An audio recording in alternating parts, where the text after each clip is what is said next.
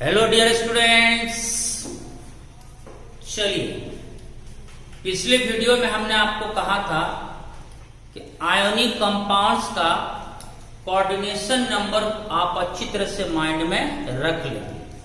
ठीक, मुझे उम्मीद है आपने अच्छी तरह से कोऑर्डिनेशन नंबर को माइंड में रखा होगा। तो चलिए आइए जानते हैं। बताओ NaCl, तो बोलो NaCl का कोऑर्डिनेशन नंबर बोलो कितना होता है बच्चों? बोलो 6। चलिए 6 लिख दिया। जिंक सल्फाइड का बोलो कोऑर्डिनेशन नंबर 4। चलिए यहां 4 लिख दिया। कैल्शियम फ्लोराइड का कोऑर्डिनेशन नंबर 8। सोडियम ऑक्साइड का कोऑर्डिनेशन नंबर 8। सीजियम क्लोराइड का कोऑर्डिनेशन नंबर 8। चलिए ये तो आपके माइंड में था। अब हमें इसके आयंस के कोऑर्डिनेशन नंबर को कैलकुलेट करना है। ठीक, क्वेश्चन ऐसे आएगा कि NaCl का तो कोऑर्डिनेशन नंबर कितना होता है? तो 6। ये तो आंसर हो गया। फिर अब पूछेगा कि NaCl में सोडियम आयन का या क्लोरीन आयन का कोऑर्डिनेशन नंबर कितना कितना होता है। तो देखो क्या करेंगे, अभी हम लिख देते हैं। सोडियम आयन का कोऑर्डिनेशन नंबर 6, इसका भी 6 होता है। कैसे, ये आपको अभी हम कैलकुलेट करके बताने वाले हैं। अभी मैं डायरेक्ट यहां पर डिजाइन कर रहा हूं। यानी दोनों आयंस का कोऑर्डिनेशन नंबर 6। इसका अर्थ हुआ सोडियम आयंस सराउंडेड रहता है 6 क्लोरीन आयन से, और क्लोरीन आयन भी सराउंडेड रहता है 6 सोडियम आयन से। इसका मतलब सोडियम आयन 6 क्लोरीन आयन के टचिंग में होता है, और क्लोरीन आयन भी 6 सोडियम आयन के टचिंग में होता है। आपको हम पहले बताए हैं, सोडियम आयन कैटायन है तो वह घिरा रहेगा एनायन से, और एनायन है तो वह घिरा रहेगा कैटायन से। अब आओ इसका जिंक सल्फाइड में जिंक आयन का कोऑर्डिनेशन नंबर 4 होता है, और सल्फाइड आयन का भी कोऑर्डिनेशन नंबर 4 होता है। यानी जिंक सल्फाइड जो कंपाउंड होती है उसमें जिंक आयन सराउंडेड रहता है 4 सल्फाइड आयन से, और सल्फाइड आयन भी सराउंडेड रहेगा 4 जिंक आयन से। अब आ जाओ कैल्शियम फ्लोराइड में। कैल्शियम फ्लोराइड में कैल्शियम आयन का कोऑर्डिनेशन नंबर 8, लेकिन फ्लोरीन का कोऑर्डिनेशन नंबर हो जाएगा 4। कैसे? तो जस्ट थोड़ा वेट कीजिए, आपको पता चल जाएगा। इसका अर्थ हुआ जो हमारा कैल्शियम फ्लोराइड कंपाउंड होती है उसमें कैल्शियम आयन सराउंडेड रहेगा 4। उसमें कैल्शियम आयन जो आपका है वो सराउंडेड रहेगा 8 फ्लोरीन आयन से। इसका मतलब कैल्शियम आयन 8 फ्लोरीन आयंस के टचिंग में है, और फ्लोरीन आयन सराउंडेड रहेगा 4 कैल्शियम आयन से।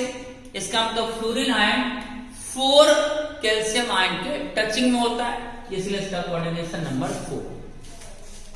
सोडियम ऑक्साइड में सोडियम आयन का कोऑर्डिनेशन नंबर हो जाएगा 4, और ऑक्सीजन का कोऑर्डिनेशन नंबर हो जाएगा 8। कैसे? थोड़ा वेट कीजिए। सीजियम क्लोराइड में दोनों का कोऑर्डिनेशन नंबर होगा 8।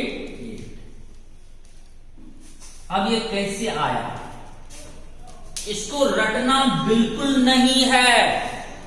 रटना तो यानी माइंड में केवल ये रखना है, इसी से इसका कंक्लूजन आता है कि उसके आयंस का कोऑर्डिनेशन नंबर कितना होता है। अभी मैं आपको बताऊंगा कि अगर आपको इन आयोनिक कंपाउंड्स का कोऑर्डिनेशन नंबर याद है, आप खुद ही उनके आयंस का कोऑर्डिनेशन नंबर कैलकुलेट कर सकते हैं एक टेक्निक की मदद से, और वह टेक्निक अभी हम आपको बताने वाले हैं। तो इसलिए रेडी रहिए सभी। इसलिए बताने से पहले आप ये जो चार्ट है इसका थोड़ा सा आप स्क्रीनशॉट ले।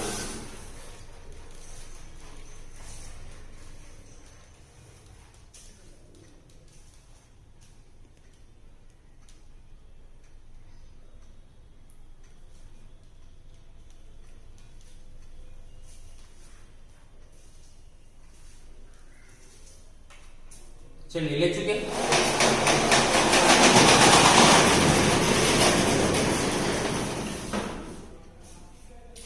आइए अब हम आपको कैलकुलेट करने के लिए सिखाते हैं कि कैसे हम लोग आयोनिक कंपाउंड्स के कैटायन और एनायन के कोऑर्डिनेशन नंबर को कैलकुलेट करेंगे।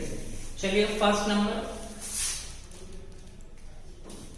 में था NaCl, देखना क्लियर।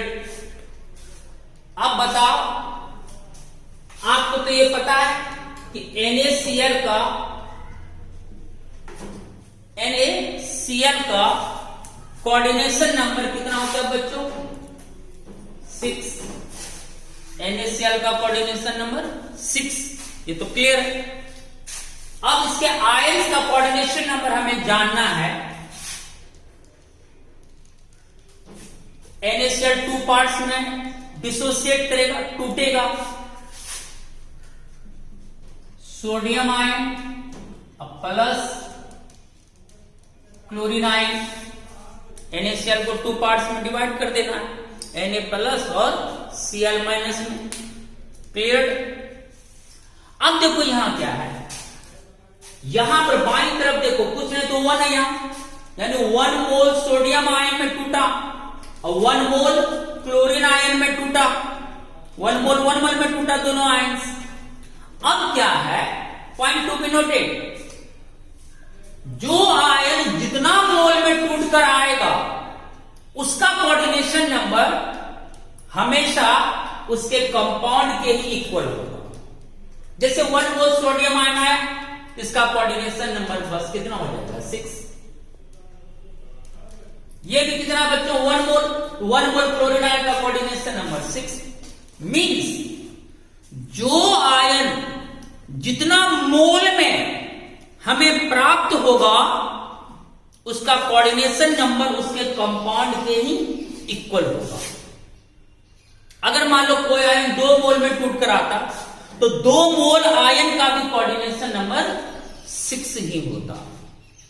सिंपल टेक्निक है। जो आयन जितना मोल में आपको प्राप्त हुआ उसका कोऑर्डिनेशन नंबर उसके कंपाउंड के कोऑर्डिनेशन नंबर के जस्ट इक्वल हो जाएगा। जैसे NaCl यहां टूटा तो 1 मोल कैटायन मिला, 1 मोल एनायन मिला। 1 मोल कैटायन का कोऑर्डिनेशन नंबर 6 और 1 मोल एनायन का भी कोऑर्डिनेशन नंबर 6 हो जाएगा। इसका मतलब सोडियम आयन का कोऑर्डिनेशन नंबर हमें प्राप्त हुआ कितना बच्चों? 6। और क्लोरीन आयन का भी कोऑर्डिनेशन नंबर हमें प्राप्त हुआ कितना बच्चों? 6।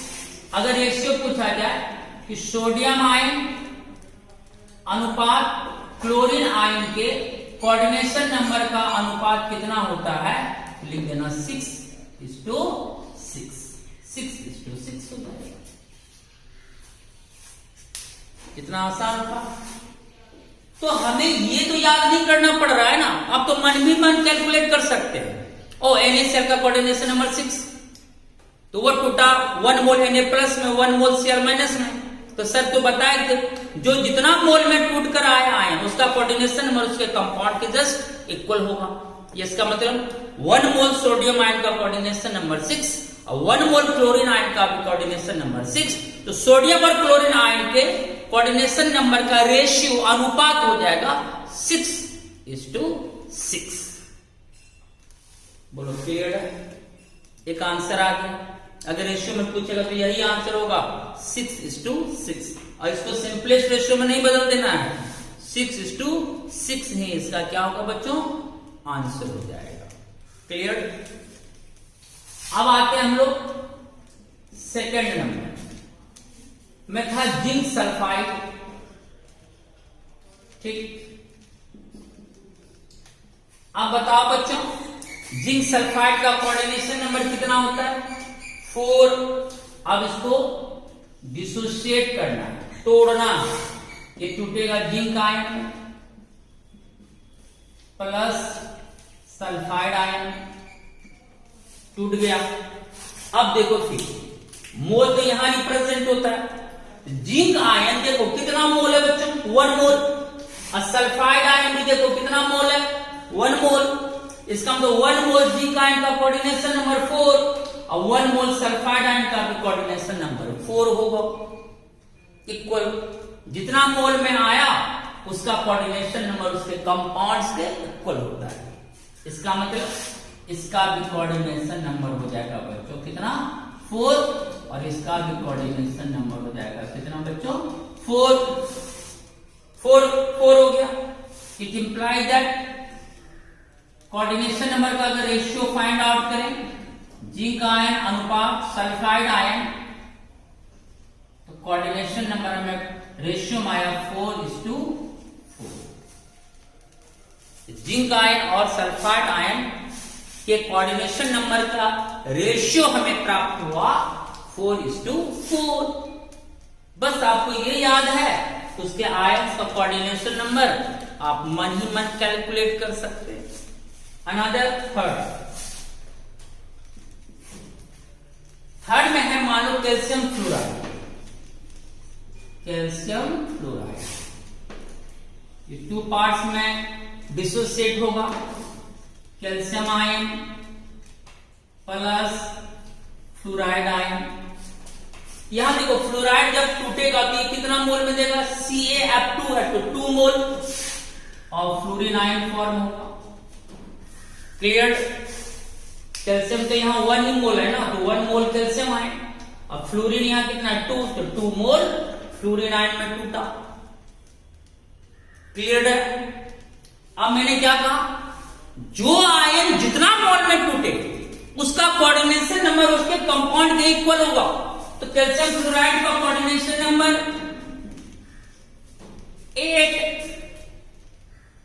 8 होती है। तो कैल्शियम आयन है 1 मोल है, तो 1 मोल कैल्शियम आयन का कोऑर्डिनेशन नंबर 8। ये कितना मोल में टूटा है? 2 मोल में, तो 2 मोल फ्लोरीन आयन का कोऑर्डिनेशन नंबर 8।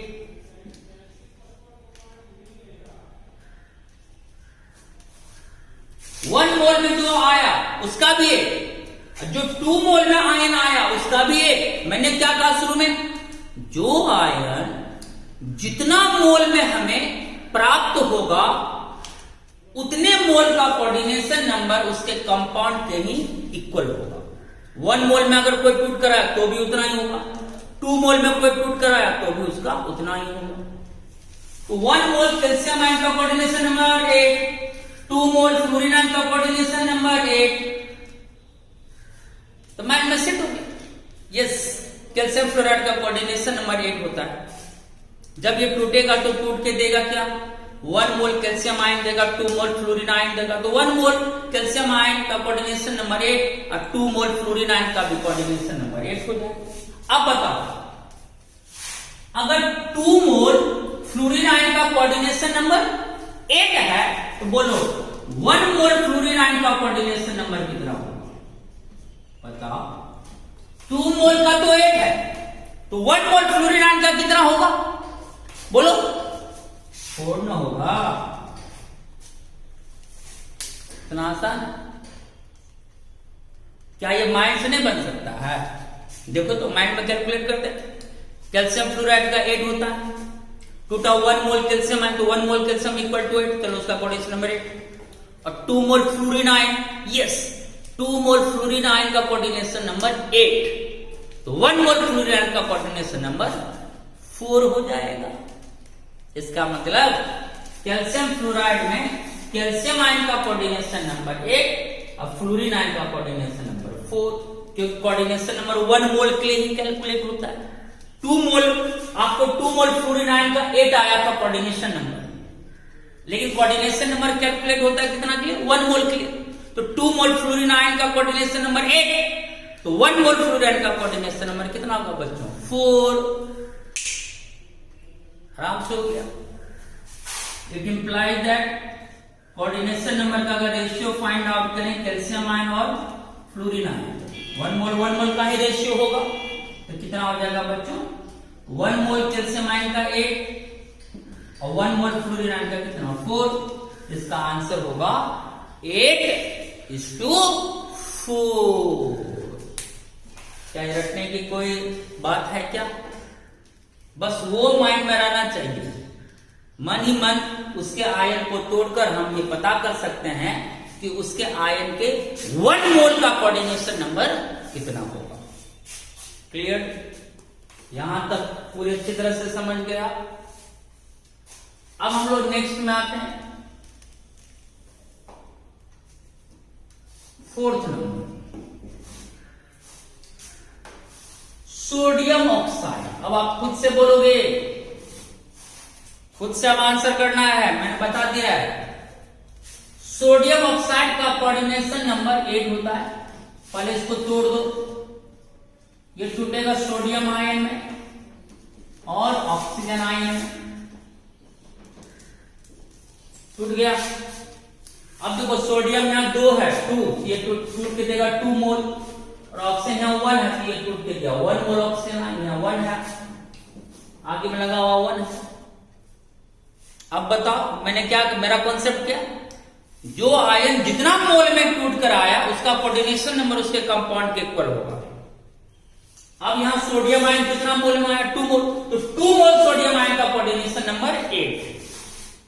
2 मोल सोडियम आयन का कोऑर्डिनेशन नंबर कितना होगा बच्चों? 2 मोल सोडियम आयन का कोऑर्डिनेशन नंबर कितना होगा बच्चों? 8। 2 मोल में टूटा चाहे 1 मोल में टूटे, उसका कोऑर्डिनेशन नंबर कंपाउंड के इक्वल होगा। यहां सोडियम हमें मिला 2 मोल है, तो 2 मोल सोडियम आयन का कोऑर्डिनेशन नंबर उसके कंपाउंड के इक्वल कितना? 8। तो बोलो अगर 2 मोल सोडियम आयन का कोऑर्डिनेशन नंबर 8, तो 1 मोल सोडियम आयन का कोऑर्डिनेशन नंबर कितना होगा बच्चों? 4। 1 मोल के लिए हम लोग प्रेडिक्ट करते हैं। और यहां ऑक्सीजन तो 1 मोल है नहीं, 1 मोल ऑक्सीजन का कोऑर्डिनेशन नंबर 8 होगी, कंपाउंड के equal. It implies that sodium ion ratio oxygen ion, इसका कोऑर्डिनेशन नंबर का अनुपात होगा 1 मोल सोडियम आयन का कितना आया था? 4, और 1 मोल ऑक्सीजन आयन का कितना आया है? 8। 4:8। मन ही मन कैसे बनाएंगे Na2O का? यस, Na2O में 2 Na प्लस 2 मोल सोडियम आयन और 1 मोल ऑक्सीजन आयन, तो 2 मोल सोडियम बराबर 8, 1 मोल सोडियम बराबर 4। इसका मतलब सोडियम ऑक्साइड में 1 मोल सोडियम आयन का कोऑर्डिनेशन नंबर कितना होगा बच्चों? 4। और ऑक्सीजन तो 1 मोल में ही टूटा था, तो 1 मोल ऑक्सीजन आयन का कोऑर्डिनेशन नंबर 8 हो जाएगा, 4:8 हो गया। 5th number, caesium chloride. इसका भी कोऑर्डिनेशन नंबर 8 होती है। 2 भाग में ये भी टूटेगा, सीजियम आयन और क्लोरीन आयन, टूट गया।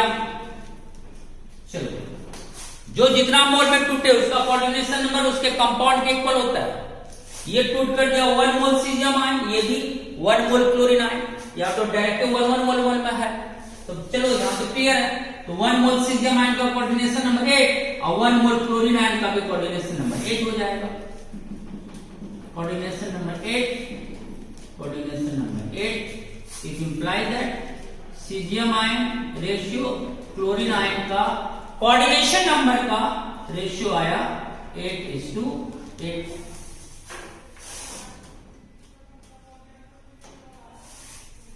चलिए, इसमें कोई प्रॉब्लम हुआ?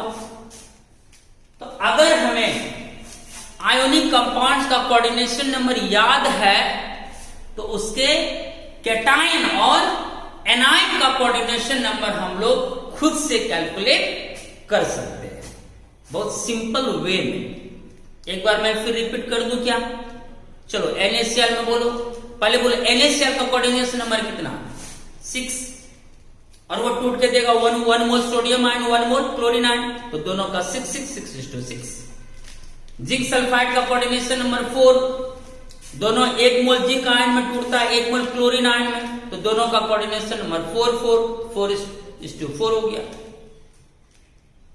कैल्शियम फ्लोराइड का कोऑर्डिनेशन नंबर 8, ये टूट के देगा 1 मोल कैल्शियम आयन 2 मोल फ्लोरीन आयन, तो 1 मोल कैल्शियम आयन का कोऑर्डिनेशन नंबर 8 और 2 मोल फ्लोरीन आयन का कोऑर्डिनेशन नंबर 8, तो 1 मोल फ्लोरीन आयन का कोऑर्डिनेशन नंबर 4, 8:4 आ गया।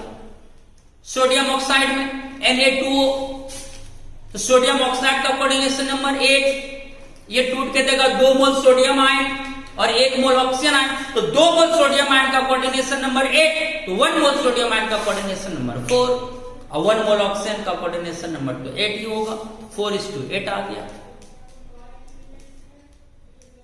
सीजियम क्लोराइड में, सीजियम क्लोराइड का कोऑर्डिनेशन नंबर 8, ये टूट के देता 1 मोल सीजियम आयन 1 मोल क्लोरीन आयन, तो दोनों का कोऑर्डिनेशन नंबर कितना होगा, 8, इसका होगा 8:8। बोलो अब फुल्ली क्लियर हो गया, इसमें कोई कंफ्यूजन नहीं होनी चाहिए, बिंदास बिंदास। तो चलिए स्क्रीनशॉट लीजिए, फिर बताते हैं आगे।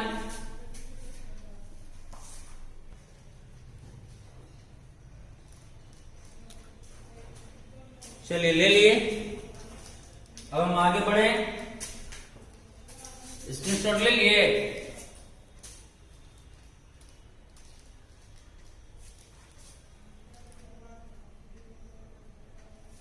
चलिए अब हम आपको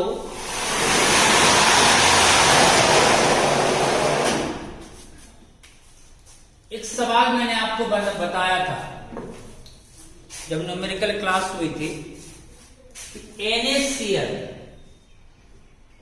इसकी स्ट्रक्चर मैंने बताया था किसकी तरह होता है, FCC की तरह, ठीक। NaCl की स्ट्रक्चर कैसी होती है बच्चों, FCC की तरह, जैसे हम एक FCC यूनिट सेल को फॉर्म कर रहे हैं।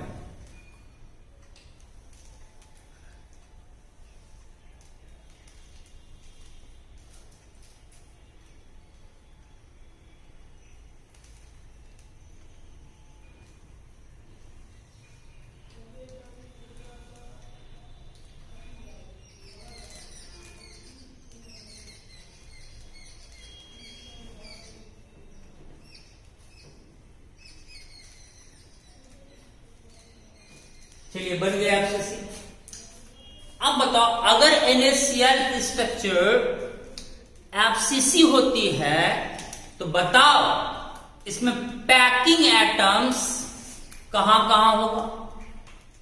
जिसका भी स्ट्रक्चर FCC होगा इसका मतलब उसमें पैकिंग एटम्स सारा कॉर्नर्स पर होगा और सभी फेसेस के सेंटर पर होगी। और NaCl में 2 तरह के आयन्स हैं, सोडियम आयन और क्लोरीन आयन।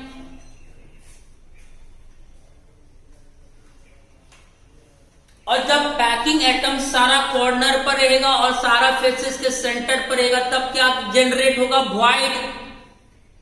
FCC में टेट्राहेड्रल वॉइड फॉर्म होता है just below the corner, previous video में बता चुके हैं। और ऑक्टाहेड्रल वॉइड फॉर्म होती है एक बॉडी सेंटर पे और सभी एजेस के सेंटर पे।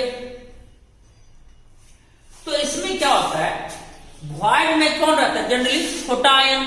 तो छोटा आयन कौन होता है, कैटायन।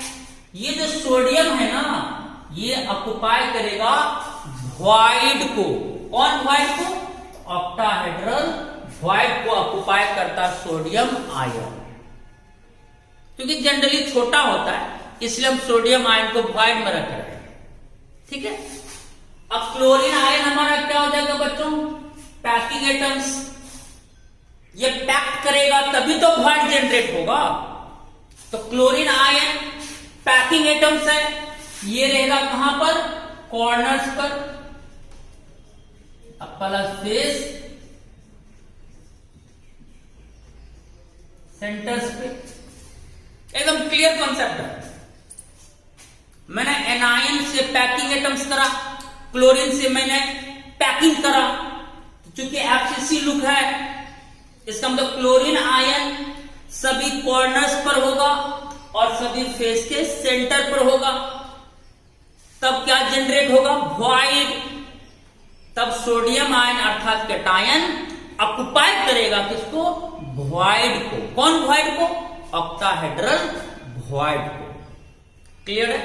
अब देखो हम रख रहे हैं बच्चों, तो क्लोरीन आयन रहेगा सारा कॉर्नर पर। Chlorine ion, chlorine ion, chlorine ion, chlorine ion, chlorine ion, chlorine ion, chlorine ion, chlorine ion, सभी कॉर्नर पर क्लोरीन आयन। उसके बाद क्या रहेगा? फेस सेंटर से chlorine ion, chlorine ion, chlorine ion, chlorine ion, आगे वाला फेस का सेंटर और बैक वाला फेस का सेंटर। बोलो ये क्लियर हो गया ना आपका? अब अगर हम क्लोरीन आयन के नंबर को कैलकुलेट करें तो कितना हो जाएगा? देखो,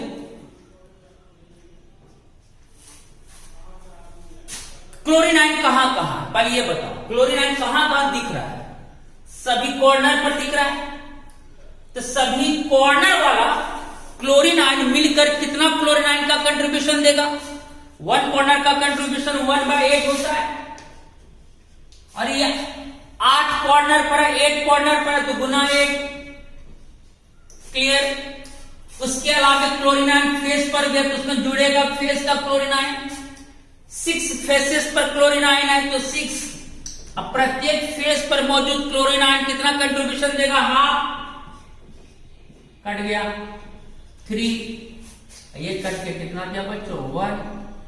तो क्लोरीन आयन का कुल कंट्रीब्यूशन आया 1 + 3 यानी 4। यानी सारा क्लोरीन आयन को मिलाकर ये कंट्रीब्यूशन पेश किया 1 एफसीसी यूनिट सेल में कितना? 4 क्लोरीन आयन के इक्वल। ये तो क्लियर हो गया। अब जब क्लोरीन आयन कॉर्नर और फेस सेंटर को पैक कर लिया तो उससे क्या जनरेट होगा? वॉइड। टी भी वॉइड भी, ओ भी वॉइड भी जनरेट होगा। लेकिन सोडियम आयन ऑक्युपाइड करता है किसको? ओ भी वॉइड को। और आपने पढ़ा है एफसीसी में, कल ही आपने देखा था स्ट्रक्चर के थ्रू भी कि ऑक्टाहेड्रल वॉइड एक फॉर्म होती है बॉडी सेंटर पर, उसके अलावा सभी एजेस के सेंटर पर। इसका मतलब सोडियम आयन रहेगा कहां? बॉडी के सेंटर पर, एक यहां पर। उसके अलावा सभी एज के सेंटर पर। इस एज का सेंटर पर Na+, इस एज के सेंटर पर Na+, इस एज के सेंटर पर Na+, इस एज के सेंटर पर Na+। आप खुद से भी दे सकते हैं। यहां पर इस एज के सेंटर पर Na+, इस एज के सेंटर पर Na+, इस एज के सेंटर पर Na+, इस एज के सेंटर पर Na+, इस एज के सेंटर पर Na+, इस एज के सेंटर पर Na+, इस एज के सेंटर पर Na+, इस एज के सेंटर पर Na+। सभी साइड हो गया। आप खुद से काउंट कर लेंगे। 12 एजेस होती है, 12 एजेस के सेंटर पर है Na+। ऑक्टाहेड्रल वॉइड को ऑक्युपाइड कर दिया सोडियम आयन। अब अगर हम सोडियम आयन का कंट्रीब्यूशन निकालें तो देखो, जो सोडियम आयन एज के सेंटर पर है, क्या वो सोडियम आयन पूरा का पूरा कंट्रीब्यूशन देता है? नहीं। कितना? तो 1/4 देता है। और टोटल एजेस कितनी होती है बोलो? 12। अब प्रत्येक एज का कंट्रीब्यूशन बोलो 1/4। इसका मतलब 12 एज वाला जो सोडियम आयंस है वो 12 एजेस सोडियम आयंस सारा मिलकर कंट्रीब्यूशन पेश करेगा। कितना? 3 सोडियम आयन के इक्वल। प्लस 1 सोडियम आयन और कहां? बॉडी के सेंटर पर। और जो बॉडी के सेंटर पर होता है उसको अपना पूरा कंट्रीब्यूशन देता है। तो प्लस कितना हो जाएगा 1, 3 + 1 कितना होगा बच्चों 4। अब बताओ सोडियम आयन का नंबर 4 निकला जो कि ऑक्टाहेड्रल वॉइड में था। अब क्लोरीन आयन का नंबर भी 4 निकला, तो सोडियम आयन अनुपात क्लोरीन आयन कितना आया बच्चों 4:4। ये तो नंबर है आयंस का, ये कोई कोऑर्डिनेशन नंबर नहीं है, ये नंबर है। तो 4:4 का सिंपल रेशियो होगा 1:1। अब बताओ सोडियम आयन भी 1, क्लोरीन आयन भी 1, इसलिए इसका सूत्र होता है बच्चों NaCl। देखा क्यों सूत्र होता है सोडियम क्लोराइड का NaCl? बोलो ये क्लियर हो गया। इसी पर मैंने एक न्यूमेरिकल से बताया था, याद करो। इस तरह से NaCl इज द एब्सिसी structure, chlorine ions packing ions हुआ। जो पैकिंग आयंस होगा वो एब्सिसी में सारे कॉर्नर और फेस पर होगा, और उससे जो वॉइड जनरेट होगा उसको ऑक्युपाइड करेगा उसका अपोजिट आयन। तो सोडियम आयन ऑक्टाहेड्रल वॉइड को ऑक्युपाई करा, और आपने प्रीवियस वीडियो में पढ़ा है कि एब्सिसी में ऑक्टाहेड्रल वॉइड जनरेट होता है। एक ऑक्टाहेड्रल वॉइड बॉडी के सेंटर पर जनरेट होती है, और उसके अलावे सभी एजेस के सेंटर पर ऑक्टाहेड्रल वॉइड जनरेट होती है। वहां पर सोडियम आयन होगा। सारा एज मिलकर जो भी एटम या जो भी आयन एज वाला वॉइड में होगा वो अपना 1/4 एक कंट्रीब्यूशन देगा। तो 12 एज पर सोडियम आयन है, सभी का 1/4 ऐड करेंगे तो 12 × 1/4 3 आ गया। और एक सोडियम आयन बॉडी के सेंटर पर ऑक्टाहेड्रल वॉइड में, तो उसका तो पूरा कंट्रीब्यूशन होगा 1, 3 + 1 4। रेशियो आया 4:4, तो उसका सिंपलेस्ट रेशियो आया 1:1। तो फॉर्मूला हुआ NaCl। ये मैंने इसलिए बताया ताकि आप समझो कि NaCl कैसे आया, इसका फॉर्मूला। न्यूमेरिकल्स बनाने में इसका थोड़ा यूज होता है, जिसे वही न्यूमेरिकल्स इसी कॉन्सेप्ट पर बना था, इंपॉर्टेंट न्यूमेरिकल्स थी। ओके, यहां तक की क्लास हो गई। अब हम लोग न्यूमेरिकल्स की क्लास लेंगे, यानी अगले जो वीडियोस आएगी उसमें वॉइड से रिलेटेड आपको न्यूमेरिकल्स बताया जाएगा। उसमें एनसीईआरटी का भी न्यूमेरिकल्स सम्मिलित रहेगा। जो भी वॉइड से रिलेटेड क्वेश्चंस है एनसीईआरटी बुक में, वो भी न्यूमेरिकल्स आपके सामने में ड्राइंग की जाएगी। इसलिए आप लोग तैयार रहेंगे। बिल्कुल आसान तरीके से हम बताएंगे आपको न्यूमेरिकल्स, आपको कोई परेशानी नहीं होगी। और वो न्यूमेरिकल से रिलेटेड होगा, संबंधित होगा टेट्राहेड्रल वॉइड से और ऑक्टाहेड्रल वॉइड से। देखिएगा चुटकी बजते ही आपको न्यूमेरिकल्स सॉल्व हो जाएगा। ओके बच्चों, ठीक। अगर आप इसका स्क्रीनशॉट लेना चाहें तो ले सकते हैं।